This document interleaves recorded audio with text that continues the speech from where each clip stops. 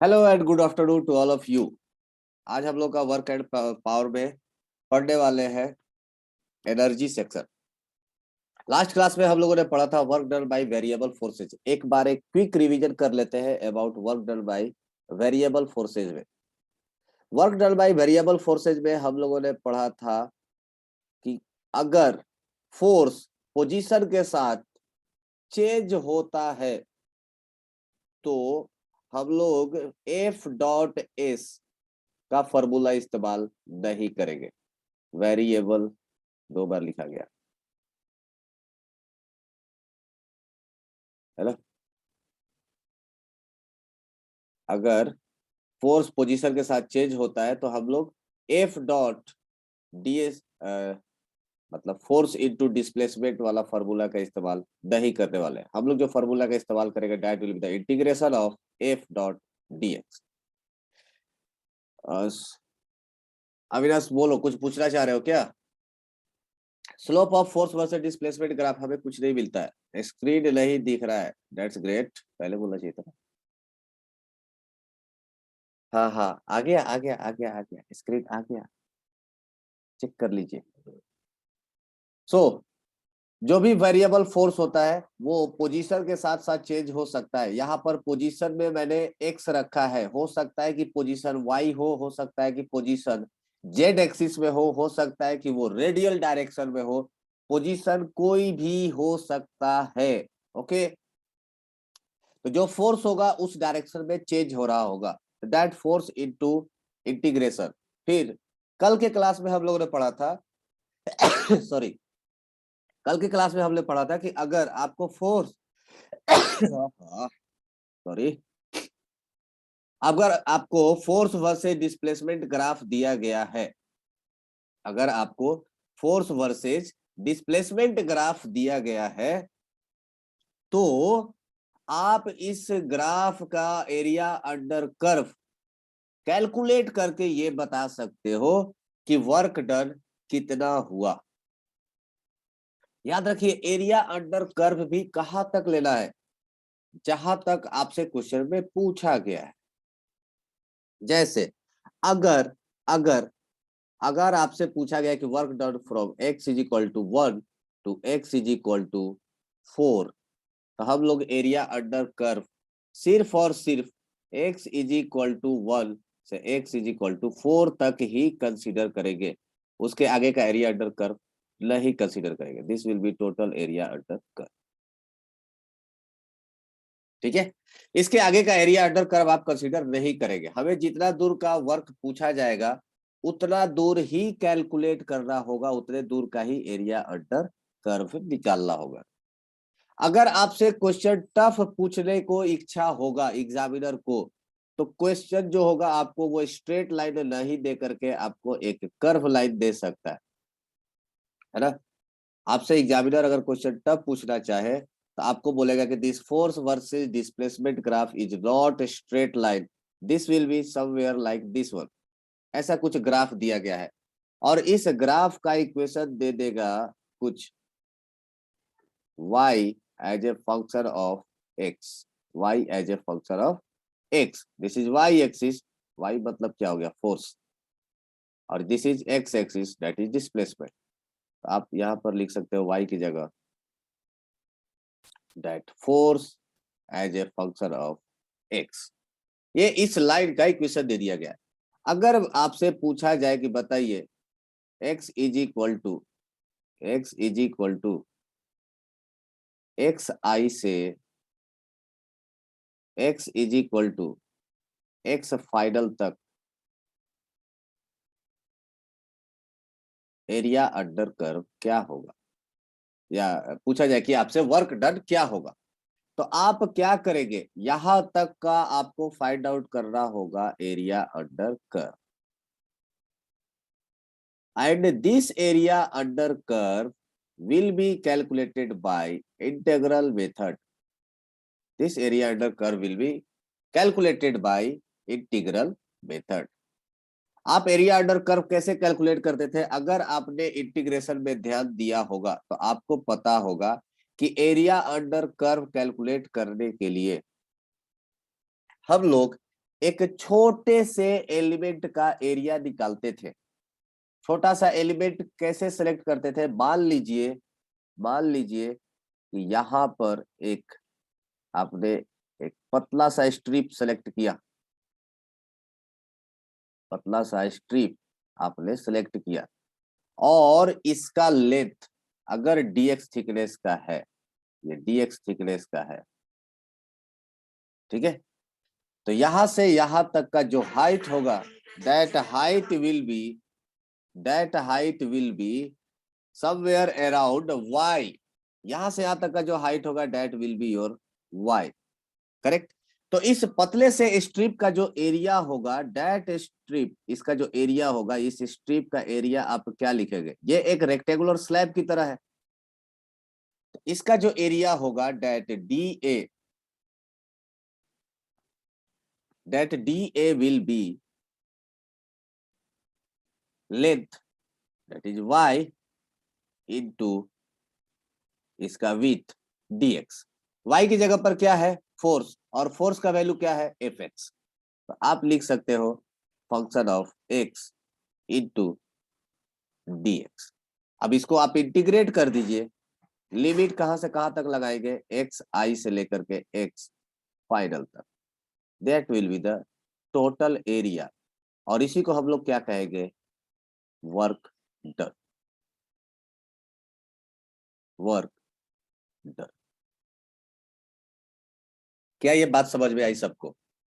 यहां तक किसी को कुछ डाउट है? इस पर बेस्ड एक क्वेश्चन करते हैं, है ना। This is the maximum possible case. अगर इससे भी खतरनाक पूछ रहा होगा तो आपको ये इक्वेशन खुद बनाना पड़ेगा। और मैंने ये बताया था कि आपको अगर खुद से इक्वेशन बनाना पड़े तो ग्राफ दो ही तरह से पूछेगा, या तो स्ट्रेट लाइन या क्वाड्रेटिक इक्वेशन। तीसरा और कोई पॉसिबिलिटीज नहीं। तो क्वाड्रेटिक इक्वेशन आपको लिखने आता है। मैंने इस पर बेस्ड बहुत सारे question velocity versus time graph में भी कराया है। यहां पर भी मैंने कल के क्लास में मैंने आपको एक बार रिवाइज किया था कि देखो इस तरह से भी क्वेश्चन पूछा जा सकता है। That was the quick revision about the previous classes. ठीक है, आप इस चीज को आप चाहे तो ऐड कर सकते हैं। ये वाला जो पोर्शन है आप अपने नोट्स में इसको ऐड कर लीजिए। मान लीजिए कि y एक्सिस पर आपको फोर्स दिया गया है, एंड दिस फोर्स का इक्वेशन है ये, ठीक है। तो दिस इज द एलिमेंट, आप इसका एलिमेंट लेंगे, इसको इंटीग्रेट करेंगे, work done will be the area under curve. तो इसको भी आप ऐड कर लीजिए, नोट्स में ऐड कर लीजिए। हो जाए तो मैसेज चैट में मुझे बताइए या थम्स अप करके बताइए नोट डाउन हो गया।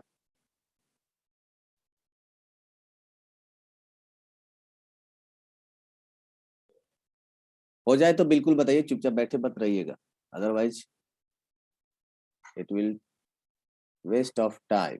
आप भी बैठे रहेंगे, हम भी बैठे रहेंगे।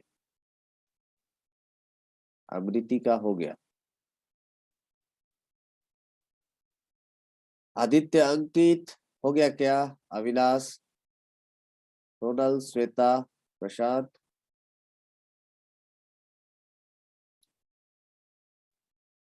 Done, Ronal done. Okay Shweta, चलिए इस पर बेस्ड एक क्वेश्चन करते हैं, छोटा सा एक क्वेश्चन कर लेते हैं। मान लीजिए कि आपको जो क्वेश्चन दिया गया है, एक ग्राफ दिया गया है ऐसा, फोर्स वर्सेस डिस्प्लेसमेंट कर्व, और ये कर्व एक बहुत ही अजीब सा कर्व दिया गया है। इस कर्व का इक्वेशन हम लोग को दिया गया है लाइक दिस वन। जो कर्व दिया गया है इट्स लाइक दिस वन, ऐसा कुछ कर्व दिया गया है, और इस कर्व का इक्वेशन दिया गया है this is x cube plus 3x square, ठीक है। हाँ, plus plus let's say it's 2। Got it? This is force and this is displacement. Now हमें बताना है, हमें बताना है कि what will be the work done from x is equal to 2 to x is equal to 4। हमें आपको explain करना है कि x is equal to 2 से x is equal to 4 तक find work done, find work done from x is equal to 2 to x is equal to 4। ठीक है,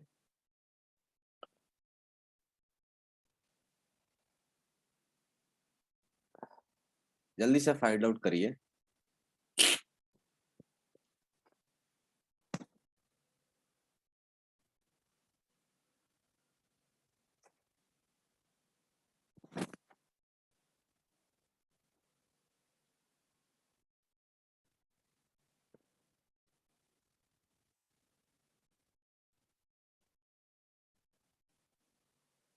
answer बताइए फाइंड आउट करने के बाद।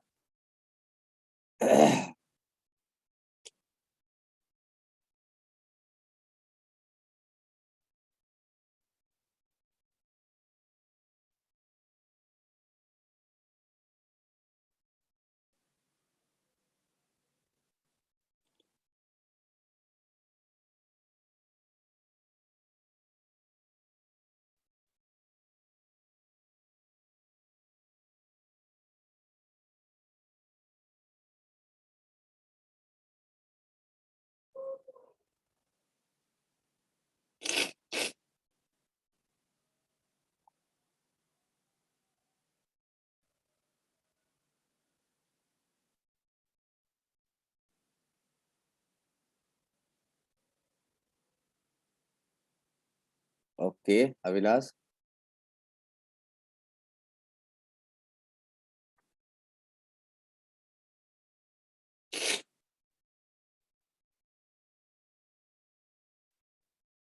ओके अविनाश का आया है 72 जूल, श्वेता का आया 60 जूल, आयुष का आया 120 जूल। सो 3 लोगों का 3 answer, waiting for the others. और भी कोई लोग है क्या?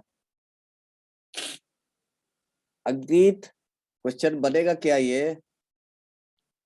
प्रभात, प्रिंस, प्रशांत, प्रिंस क्वेश्चन बना रहे हो क्या ये?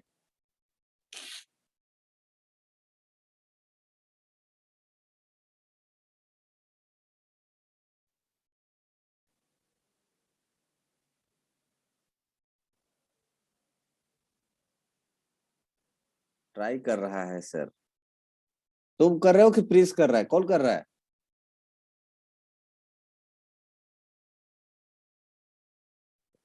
अंकित अनम्यूट करो।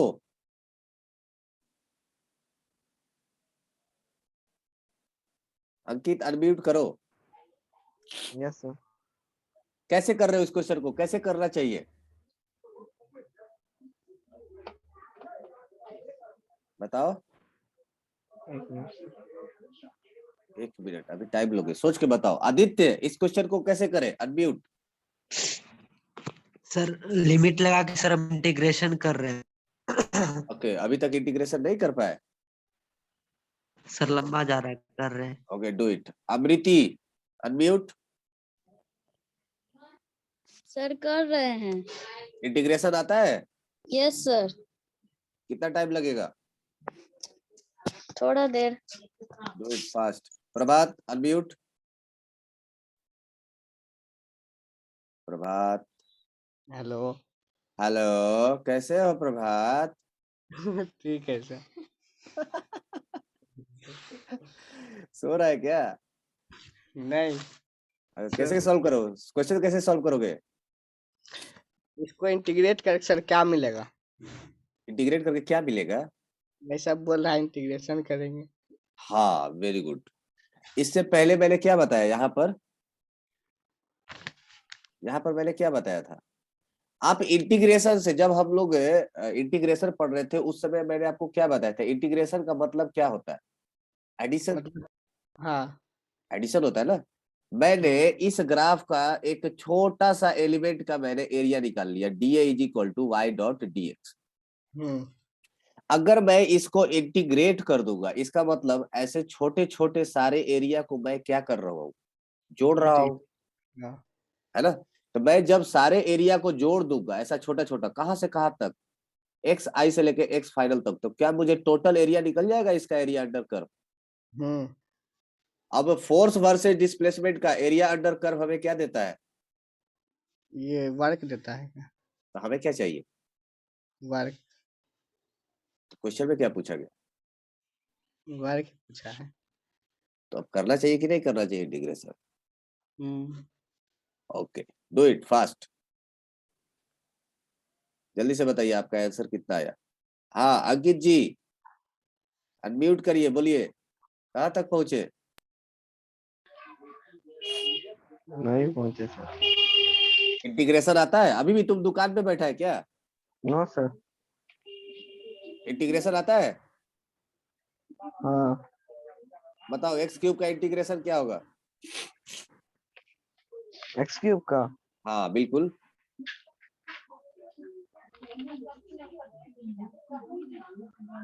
खुद से बताइए, एक्स स्क्वायर। पहले जाके इंटीग्रेशन देखो, बताइए। सब इंटीग्रेशन भूला पड़ा है, सिंपल सिंपल इंटीग्रेशन तुम लोगों को नहीं याद आ रहा है। X raise to power n is equal to, इसका इंटीग्रेशन होता है N plus one by, n+1/n। तो अंकित ये कितना दिन लगेगा तुमको ये चीज याद करने में, बताओ। X raise to power cube सबसे सिंपलेस्ट अगर इंटीग्रेशन होगा तो इसी का होगा, कितना होगा आप बताओ। एक्स पावर क्यूब पे है ना। हाँ जल्दी बोलो। एक्स पावर 3+1 और नीचे में 4 आ हाँ जाएगा। एक्स पावर 3+1 कितना होता है, 4 एक्स बोलो ना। पावर 4 एक्स भाई पावर 4 बाय एक्स 4। वैसे ही सबका इंटीग्रेशन करो, लिमिट लगाने आता है ना, upper limit minus lower limit, yes sir. Solve करो फटाफट, आंसर बताओ। नंदिनी अनम्यूट करो। Yes sir. इंटीग्रेशन याद है, सर कर रहे हैं भाई। हाँ 3x² का इंटीग्रेशन बताओ जरा। सर वही 3x पे पावर 3+1/3+1 उसको करेंगे तो x पे पावर 4 एक्स के बाय 4। पावर 3x² में एक्स के पावर में कितना है, 2 है कि 3 है, और 3x स्क्वायर से ये सर एक्स 3x स्क्वायर है, एक्स स्क्वायर पावर में 2 है, x raise to power n, n के जगह पर कितना लिखा हुआ है यहाँ पर, 2 सर। तो यहाँ पर क्या लिखेंगे 2+1, यस सर। तो 3x³ डिवाइडेड बाई 3 आएगा। Yes sir. 2 का इंटीग्रेशन बताओ कितना आएगा। 2 का सर 2 का हाँ तो पावर नहीं है 2 ही होगा ना। 2 का पावर नहीं है, इसका मतलब यहाँ पर क्या है, x raise to power 1 zero, है एक्स के तो पावर 0, यस तो एन की जगह पर क्या आ जाएगा, 0 एक्स रेज टू पावर 0+1 कितना होगा, 0 होगा। 0+1 1 होता है। ओ अभी तक तुमको ये भी नहीं याद है कि इंटीग्रेशन ऑफ किसी भी कांस्टेंट का इंटीग्रेशन आप उसमें एक्स लगा दीजिए बस, c into x, integration of 2 into d x ये क्या होगा 2x, integration of 3 into d y क्या होगा 3y। 3y। है कितनी बार बोला कि इंटीग्रेशन का रिवीजन करो तुम लोग, पर कोई नहीं, अभी तक किसी ने नहीं किया है, बोला था ना इंटीग्रेशन का रिवीजन करने के लिए। अब कौन बचा है, प्रिंस अनम्यूट करो। Yes sir. तुमसे क्वेश्चन ये बनेगा कि नहीं बनेगा, सर बनाते रहे बने रहा। कैसे बना रहे हो बताओ जरा, कैसे बना रहे हो, वही सर अभी तक इंटीग्रेशन हम लटकल थे। इंटीग्रेशन नहीं आता है तुमको, आता है हो ये नहीं रहा था। अरे ऐसे कैसे आता है जो कि नहीं हो रहा था, x³ का इंटीग्रेशन क्या होगा, sir x square. X cube का इंटीग्रेशन क्या होगा? Sir x³/3 x cube by 3। ये तुमको इंटीग्रेशन आता है प्लीज, तो कैसे होगा? म्यूट हो गया तू। अगर ऐसे इंटीग्रेशन करोगे तो कैसे होगा? इंटीग्रेशन रिवाइज करो भाई, मैं कितनी बार बोलूं, इंटीग्रेशन रिवाइज करो, पढ़ो। अगर आपको इंटीग्रेशन नहीं आता है, वेक्टर नहीं आता है, तो भूल जाइए फिजिक्स, आपको कोई नहीं बता सकता है। कितनी बार मैं बोलूं? चलिए इसको क्वेश्चन को सॉल्व करते हैं। यहाँ पर जो आपको फोर्स दिया गया है, दैट फोर्स इज वेरिएबल, और इस फोर्स का इक्वेशन दिया गया है, force is equal to x³ + 3x² + 2। So हमने बोला कि इसका जो वर्क डन होगा, that dw work done will be function of force as a function of x dot dx। इसको लिख दीजिए, इंटीग्रेट कर दीजिए, लिमिट लगाइए कहां से कहां तक, इनिशियल से लेकर के फाइनल तक। सो बाय यूजिंग दिस फॉर्मूला, यहां तक तो सब लोग लिख पा रहे हो, लेकिन आपको इंटीग्रेशन नहीं आता है, और इसमें कोई ऐसा रॉकेट साइंस है भी नहीं, बहुत ही सिंपल वाला इंटीग्रेशन था। और फिजिक्स में सारा सिंपल वाला इंटीग्रेशन ही आएगा, पर उतना भी तो याद होना चाहिए मेरे दोस्त, उतना भी तो कम से कम कर लो। है लिमिट कहां से कहां तक लगेगा? 2 से लेकर के 4 तक। अगर अगर अलजेब्रिक एक्सप्रेशन हो तो इन सबको बारी बारी से इंटीग्रेट करते हैं। x³ को इंटीग्रेट करेंगे तो क्या हो जाएगा? x⁻³ + 1 by 3 + 1। ये एक ही चीज मैं हर एक चैप्टर पढ़ाने से पहले बताऊंगा, तो बताओ सिलेबस कब खत्म होगा? सिर्फ मेरा रोल है क्या पढ़ाई करने का, कि आपका भी कोई रोल बनता है कि नहीं? भाई एक साइड में आपको ठीक है, मैं हर बार बता दूंगा, पर हर बार कितनी बार बताऊं? आप लोग जब मेहनत नहीं करेंगे तो मेरा अकेले मेहनत करने से हो जाएगा क्या? कितनी बार बोला कि इंटीग्रेशन एंड वेक्टर का रिवीजन करिए, इस पूरे चैप्टर में काम आएगा, पर किसी ने नहीं सुना है, नालायक सब। प्लस 3x², 3 इंटू एक्स के पावर में क्या है? 2, 2 + 1 डिवाइडेड बाई 2 + 1। अब ये 11th के बच्चों को इस, अभी आप 5वें लेक्चर में पहुंच चुके हो, 5वें चैप्टर में पहुंच चुके हो, और मुझे ऐसे सॉल्व करने की जरूरत पड़ रहा है, तो सोचो कि क्लास का लेवल क्या होगा। लिमिट 0 से लेकर 2 से लेकर के 4 तक। इसको जब सॉल्व करेंगे तो ये आ जाएगा कितना? x⁻4 divided by 4 plus 3x² 3x³ divided by 3 plus 2 limit 2 से लेकर के 4 तक। सॉरी 2 छूट गया, x हो गया, 3 से 3 कट गया। अब ये upper limit minus lower limit करेंगे, यहां के बाद कैलकुलेशन यहां पर है।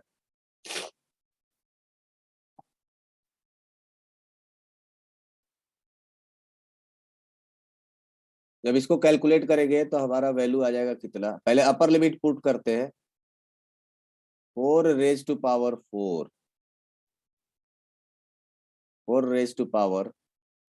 4⁴ divided by 4 plus 4³ plus 2 into 4, ये हो गया upper limit, minus lower limit put करेंगे, 2⁴ डिवाइडेड बाई 4 प्लस 2³ प्लस 6, ये कट गया, पावर में बच गया 3। 4⁻³ बोले तो हो जाएगा कितना? 64 प्लस ये भी हो जाएगा 64 प्लस 8 माइनस 2⁻4 हो जाएगा कितना? 2⁻2 4 into 4, that will be the 16. 16 divided by 4, that will be 4. तो यहां से बच जाएगा 4 प्लस 2⁻³ कितना? 8 प्लस, यहाँ पे 6 कैसे आ गया, 2x था ना, लोअर लिमिट पुट करेंगे 2 into 2 4, तो दैट विल बी 4। जब इसको ब्रैकेट से ओपन करेंगे तो ये 64 प्लस 64, ये कितना हो जाएगा, 4 4 8, 6 6 12 प्लस 8 माइनस, इसको ब्रैकेट से बाहर निकालिए, -4 -8 -4, ये कट गया, सब कैंसिल आउट हो गया है। 128 में से 8 माइनस करेगा, दैट विल बी 120। जितने लोगों ने आंसर दिया 120, that is correct answer. Prabhat calculation mistake, 116 कैसे आएगा? प्रसाद सही है। आदित्य 116 कैसे आएगा? श्वेता सही है। आयुष सिन्हा सही है। अविनाश 72 क्यों आ गया? बाद में आया ना, पहले नहीं आया ना। पहले तो आंसर तो गलत ही टिक करके आओगे। चलिए आगे बढ़ते हैं। इस तरह का क्वेश्चन आपको एनसीईआरटी में दिया हुआ होगा, उसको सॉल्व करिएगा, नहीं दिया होगा तो भी सॉल्व करिएगा, आपके एग्जाम्पल्स में होंगे। ठीक है, एनसीईआरटी के एग्जाम्पल में एक क्वेश्चन दिया गया है वेरिएबल फोर्स के ऊपर, आप क्वेश्चन जरूर करिएगा। आज का टॉपिक है एनर्जी। एनर्जी हम लोग स्टार्ट करते हैं। Let's talk. किसी को कुछ डाउट है? You may raise your hand. अब रह गया आपका एनसीईआरटी का क्वेश्चन सॉल्व करने के लिए। हाँ, कोई तो हैंड रेज किया है। यस नंदिनी बोलिए। हेलो सर पिछले वाले पेज पे जाइए 1 मिनट। पिछला वाला पेज ये था। सर वहाँ पे 8 माइनस 8 प्लस 8 कट जाएगा ना, तो 128 प्लस 8 कैसे करेंगे? मतलब माइनस वहाँ कैसे करेंगे? नहीं, ये ब्रैकेट जब ओपन होगा, 4 जब बाहर निकलेगा तो -4 हो जाएगा, 8 जब निकलेगा तो -8 होगा, 4 जब निकलेगा तो -4 होगा। तो सर वहाँ अब प्लस 8 और माइनस 8 कटेगा नहीं? तो उसके जगह पर मैंने 2 4 कट दिया ना, ओह, अच्छा। -4 -4 -8 ही तो होगा, हाँ सर। वही तो कट किया है। Yes sir. ओके, हाँ चलिए नेक्स्ट पेज पे जाते हैं। पढ़ते हैं अब हम लोग एनर्जी। देखो हमने कैलकुलेट कर लिया work, work done by constant force, work done by variable force, work done by group of force. इन सब के वजह से हमने फोर्स को वर्क डन को कैलकुलेट कर लिया। Nandini put your hand down, hand down कर लीजिए, सो डेट किसी और को डाउट होगा तो हैंड रेज करेगा। नाउ अब हम लोग बात करने वाले हैं एनर्जी से related. What is energy? Energy क्या है? वैसे तो आप लोग, हम लोग, सब लोग बचपन से ये पढ़ते आए हैं एनर्जी के बारे में। खाओ तो भी एनर्जी मिलता है, काम करो तो एनर्जी लॉस हो जाता है। डेली के लाइफ में हम लोग इस तरह से बातें करते हैं, अरे आज एनर्जी नहीं है, एकदम लो एनर्जी फील कर रहा हूँ, आज एनर्जेटिक फील कर रहा हूँ।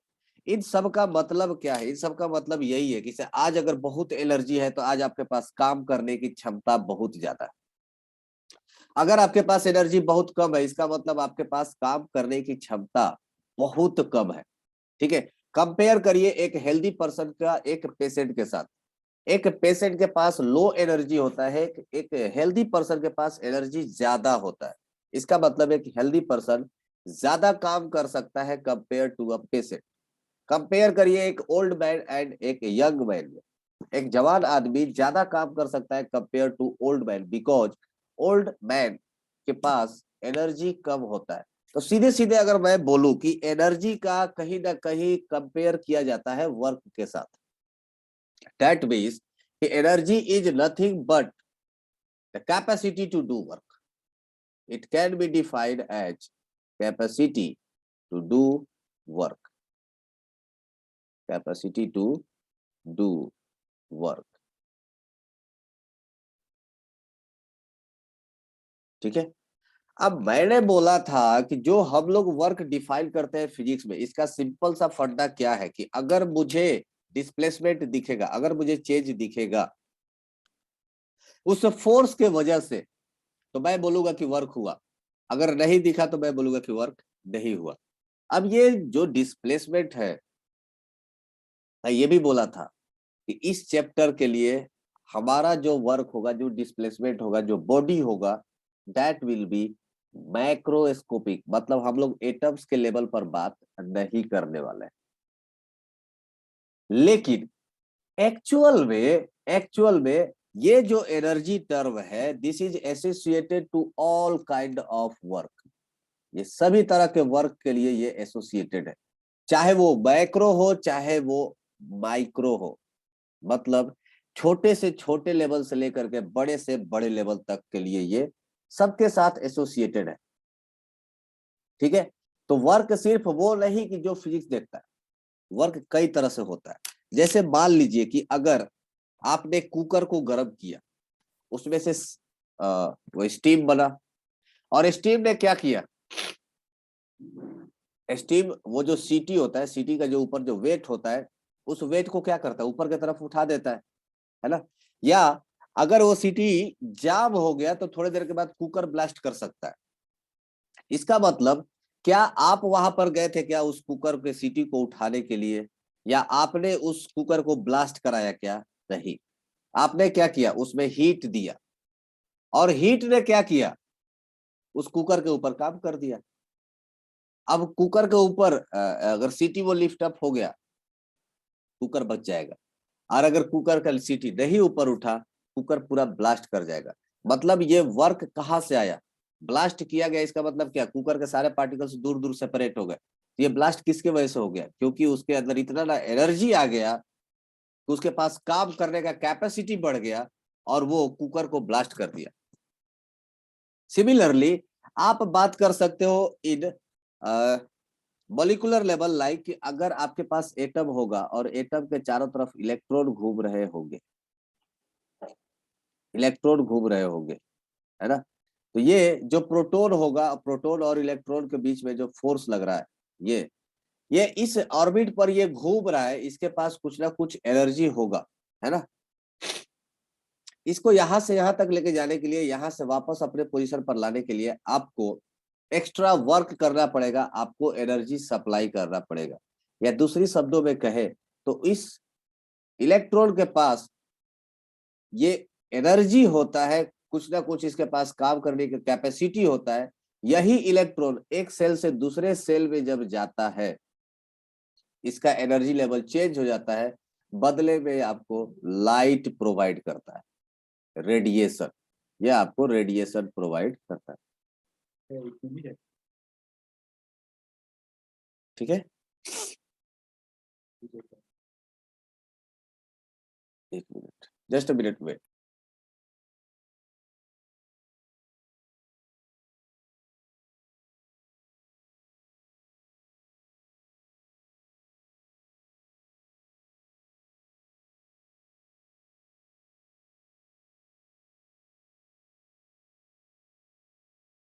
सॉरी, तो ये रेडिएशन के फॉर्म में निकल जाता है। तो कहने का मतलब ये है कि से आप ये जो कंसेप्ट पढ़ने वाले हो ना, एनर्जी वाला, ये एनर्जी आपको सब जगह इस्तेमाल करना है। ओवरऑल साइंस में हम लोग देखो दो ही चीज के बारे में ज्यादा डिस्कशन करते हैं, one is force, balancing of force, और दूसरा जो डिस्कशन करते हैं that is the balancing of energy, conservation of energy. तो वेरियस टाइप ऑफ एनर्जी होता है, वेरियस टाइप ऑफ एनर्जी होता है हमारे लाइफ में, जिसको हमको स्टडी करना होता है। Various kind of energy are heat energy, heat energy. Heat energy का मतलब क्या हो गया, जब भी टेम्परेचर में राइज होगा, टेम्परेचर में चेंज होगा, तो समझ लीजिएगा कि वो हीट एनर्जी है। दूसरा है केमिकल एनर्जी, जो कि आप पूरा केमिस्ट्री में पढ़ सकते हो, पूरा केमिस्ट्री में आप पढ़ते हो केमिकल एनर्जी, है ना। जो एक एलिमेंट है वो दूसरे एलिमेंट के साथ रिएक्ट करता है, उसके बाद या तो वो एनर्जी को इवॉल्व करता है या तो वो एनर्जी को गेन करता है, उसको एनर्जी चाहिए होता है। तो केमिकल एनर्जी दो तरह का होगा, इंडोथर्मिक एंड एक्सोथर्मिक। अगर अगर सॉलिड से बॉन्ड ब्रेक हो गया, केमिकल एनर्जी में क्या होता है, एक होता है रिएक्टेड साइड, रिएक्टेड, और दूसरे साइड में क्या होगा, प्रोडक्ट, है ना। सो रिएक्टेड का एनर्जी और प्रोडक्ट का energy, this is reacted side and this is product side.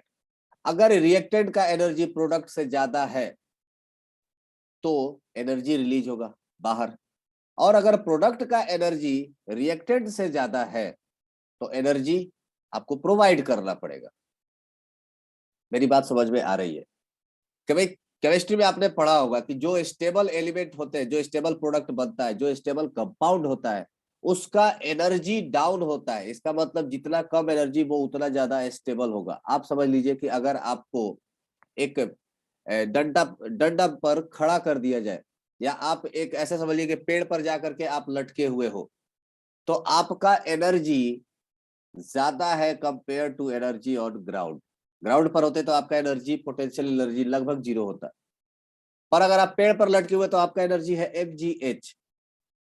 तो आप पेड़ पर लटक करके आप स्टेबल हो कि अनस्टेबल? बेशक आप इक्विलिब्रियम में है, लेकिन जैसे ही हाथ छूटेगा आप जमीन पर आ जाओगे, मतलब यू आर अनस्टेबल। सो जिसके पास ज्यादा एनर्जी होता है वो अनस्टेबल होता है, जिसके पास कम एनर्जी होता है वो स्टेबल होता है। That is the key role of energy. तीसरा, आइंस्टीन ने जो बताया था, that is E is equal to mc square, mc square, actually this is delta mc square, mass defect into c square, है ना। मतलब ये हो गया कि, इसका मतलब ये हो गया कि इसे जो न्यूक्लियर फ्यूजन जो होता है, एक न्यूक्लियस टूट करके दो न्यूक्लियस, बायोलॉजी वाले जानते होंगे या 10th में सब लोग पढ़ा होगा सेल डिवीजन के बारे में, कि एक जो सेल होता है, पेरेंट सेल होता है, वो दो छोटे छोटे सेल्स में डिवाइड हो जाता है, that is called as cell division. Similarly जो न्यूक्लियस होता है, न्यूक्लियस भी टूट करके दो लाइटर न्यूक्लियाई का फॉर्मेशन करता है। अगर ऐसा हो गया तो m1 प्लस m2 मिल करके क्या होना चाहिए, टोटल मास m बनाना चाहिए। लेकिन जब हम लोग इसके सबका इलेक्ट्रॉन प्रोटॉन का मास ऐड करते हैं, एक न्यूक्लियस का, एक एटम का मास क्या हो सकता है, total proton plus total electron plus total neutron, यही तो है एक एटम का मास, है ना, एटॉमिक मास। अगर सारे इलेक्ट्रॉन प्रोटॉन को अगर हम लोग जोड़ करके देखें तो ये एग्जैक्टली इक्वल नहीं होता है, ये एग्जैक्टली इक्वल नहीं होता है। That is called as mass defect. मतलब m minus m1 plus m2, this is called as mass defect.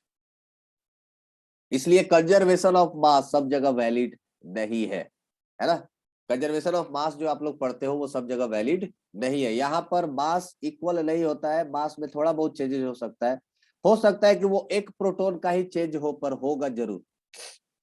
वो एक प्रोटॉन डेल्टा m इंटू सी स्क्वायर, इतना अमाउंट ऑफ एनर्जी प्रोड्यूस होता है।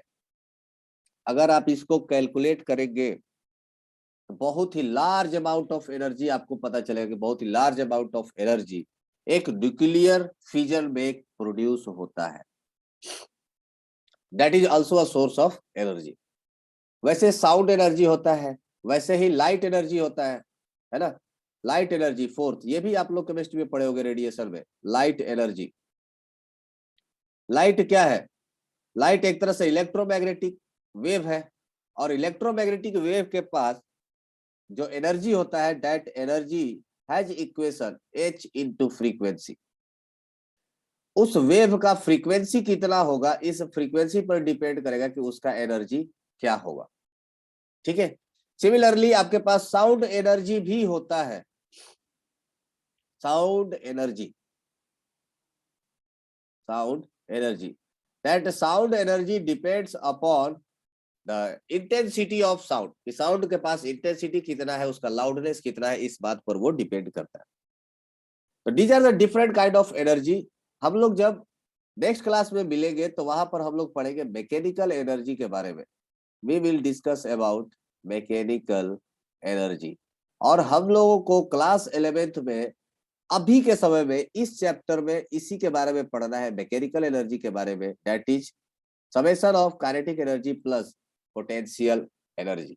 तो next class we will discuss about kinetic energy and potential energy. These are the secondary energy. ये सब आपको आने वाले समय में, फ्यूचर में इन सब के बारे में स्टडी करना होगा। मेरा मतलब ये है कि ये जो एनर्जी है आपको ये हमेशा पढ़ने के लिए मिलने वाला है ना। जब तक आप फिजिक्स पढ़ेंगे, जब तक आप केमिस्ट्री पढ़ेंगे, you will always deal with energy. So this topic will be the very much important. So everyone be present in the next class while revising your previous syllabus. जो आप अभी तक पढ़ चुके हो उसको भी रिवाइज करके आइएगा। So keep studying. मिलते हैं नेक्स्ट क्लास में। I have a next class 8:30 से क्लास 8 में क्लास भी है। So bye bye everyone. Thank you very much. See you.